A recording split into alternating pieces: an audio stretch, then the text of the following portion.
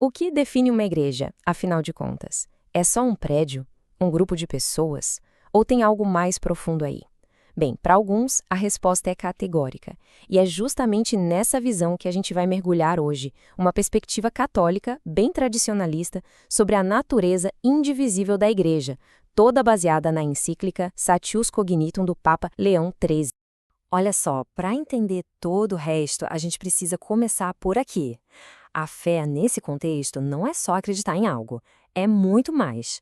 É vista como um elo fundamental, sabe? A cola que une uma pessoa a Deus e que dá a ela o título de fiel. É o ponto de partida de tudo. E esse ponto de partida nos leva direto para o coração de toda a argumentação, a doutrina do corpo místico de Cristo. Segura esse conceito, porque ele é a chave para destravar essa forma de ver o mundo. Então, na prática, o que isso quer dizer? A fonte deixa muito claro. Isso aqui não é uma metáfora, não é uma figura de linguagem. A igreja é entendida como um organismo literalmente vivo, espiritual, onde Cristo é a cabeça e os fiéis são os membros, todos conectados de um jeito inseparável. A lógica aqui é bem direta e, vamos dizer, poderosa. Pensa num corpo humano. Ele não pode ter duas cabeças, certo? Então, se Cristo é a única cabeça, só pode haver um único corpo ligado a ele. Qualquer outra coisa para essa perspectiva seria uma espécie de anomalia, uma monstruosidade teológica. Tá, mas de onde vem essa ideia? Não é algo que surgiu do nada, viu? A fonte vai construindo esse argumento sobre uma base que ela considera rochosa, sólida, começando lá atrás, nas Escrituras. O primeiro ponto de apoio é a própria oração de Jesus. A interpretação aqui não é de que ele estava fazendo um pedido vago, tipo, tomara que eles se deem bem. Não. É visto como um mandato divino, uma ordem para que a união seja perfeita, sem nenhuma rachadura. E para reforçar ainda mais, eles trazem o apóstolo Paulo. A palavra-chave aqui é um. Percebe a repetição? Um só Senhor, uma só fé, um só batismo. Para essa linha de pensamento, essa repetição não é coincidência. É a prova teológica de que a igreja tem que ser única. E para mostrar que isso não é uma interpretação moderninha, a fonte busca os primeiros padres da igreja como São Cipriano. A ideia é provar que essa crença na indivisibilidade é uma constante, vem desde o comecinho. A unidade, para eles, era simplesmente inegociável. Ok, a pergunta que não quer calar é: se a igreja é um corpo único e vivo, o que acontece com quem está do lado de fora? A resposta, segundo essa doutrina, ela é dura e vai direto ao ponto. A fonte desenha uma linha bem clara na areia. É preto no branco. De um lado, dentro do corpo, você tem unidade, vida, salvação. Do outro lado, fora do corpo, só tem divisão, morte espiritual e perdição. Não tem meio termo, não tem área cinzenta. E para tornar esse conceito abstrato em algo bem concreto, a fonte usa uma analogia fortíssima.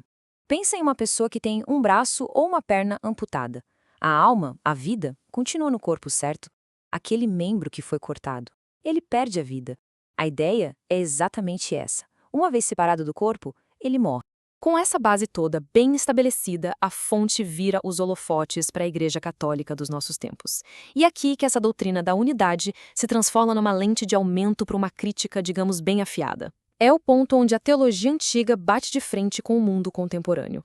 O material de origem aponta o dedo para eventos e movimentos bem específicos que, na visão deles, são uma traição à ideia de uma única igreja verdadeira. O Concílio Vaticano II, o diálogo com outras religiões, até a forma como a igreja se organiza hoje. Tudo isso é visto como uma forma de enfraquecer a verdade, de sugerir que talvez existam outros caminhos para a salvação. A visão aqui é que a fé é como um copo de água pura.